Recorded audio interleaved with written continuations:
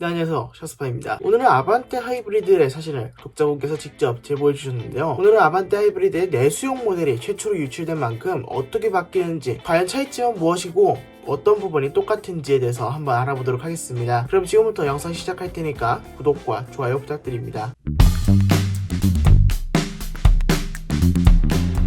먼저 아반떼 하이브리드의 전면부 같은 경우에는 이 차량은 국내형인 만큼 여러모로 동일한 부분이 많습니다. 거의 차이점이 없다고 해도 과언이 아닐 만큼 동일한 부분이 많은데요. 일단 보니 파팅 라인 이 부분도 그대로 유지됩니다. 보니 파팅 라인이 없어진다는 설이 있었는데 이 차량은 그렇진 않은 모습입니다. 그리고 헤드램프 역시도 3개짜리 LED 프로젝션 헤드램프로 그대로 유지가 되고 있는 모습을 보여주고 있고요. 깜빡이라도 LED 깜빡이로 바뀌지 않을까라는 생각을 했는데 깜빡이 역시도 그릴 안쪽에 전구형으로 잘 위치하고 있는 모습을 볼 수 있습니다. 하이브리드라고 한다면 약간 하이테크적인 이미지가 아직까지는 좀 남아있어서 그래도 깜빡이 정도는 LED로 해줬어도 될 것 같은데 굳이 이런 식으로 전구로 그릴 안에 마련해둔 거는 조금 마음에 안 드는 부분이긴 합니다. 디자인은 전부 동일합니다. 현대 엠블럼이 여전히 크게 들어가 있고요. 헤드램프 디자인이 바뀌지 않고요. 그릴 디자인 동일하고 하단부 범퍼 디자인까지 전부 동일한 모습을 볼 수 있습니다. 전면부 얘기는 여기까지 하고 측면부로 한번 넘어가 보시죠.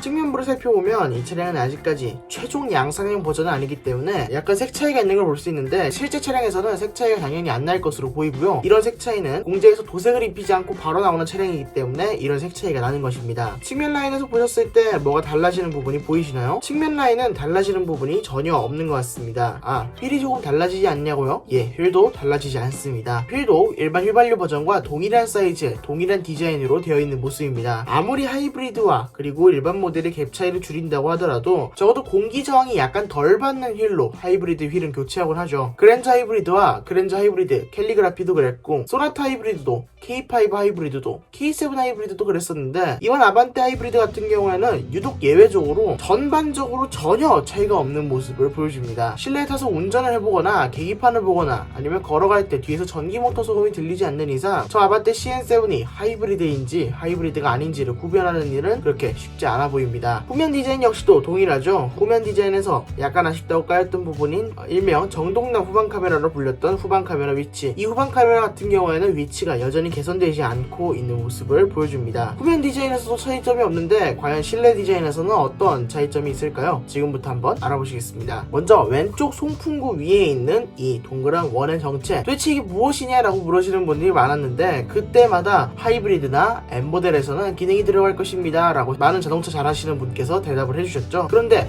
하이브리드에서는 아무 기능도 적용되지 않는 것으로 밝혀졌습니다. 하이브리드는 그냥 동그란 원판 그대로 장식처럼 되어 있는 모습이고요. 아마 N라인에서 정확하게 기능이 들어가지 않을까라는 생각을 하게 됩니다. 그 다음에 독자분께서 창문이 살짝 열려있다고, 살짝 열려있는 틈 사이로 사진을 찍어서 제보를 해주셨는데요. 기어 조작 방식 같은 경우에는 기존 아반떼 CN7과 동일하게 드르륵 드르륵 하는 기어봉 그대로 달려있습니다. 버튼식 기어봉을 기대하시는 분도 혹은 다른 전자식 기어 방식을 기대하시는 분도 계셨겠지만 아쉽게도 이번 아반떼 CN7에는 그런 거 적용되지 않은 모습을 보여줍니다. 드라이브 모드 같은 경우에는 변속기 레버를 옆으로 툭 쳐서 스포츠 모드로 바꾸고 일반적인 드라이브 위치에서는 에코 모드로 작동되도록 설계가 되어 있을 것으로 보입니다. 그리고 혹시 BVM이나 어라운드 뷰 같은 시스템을 기대하셨을 수도 있는데요. 아반떼 하이브리드 같은 경우에는 BVM이나 어라운드 뷰는 들어가지 않는다고 합니다. 실제로 사이드 미러 아랫부분을 봐도 카메라 같은 거는 전혀 장착되어 있지 않은 것을 볼 수 있죠. 아반떼 하이브리드 같은 경우에는 일반적인 차량과 정말 차이가 없다고 보시면 됩니다.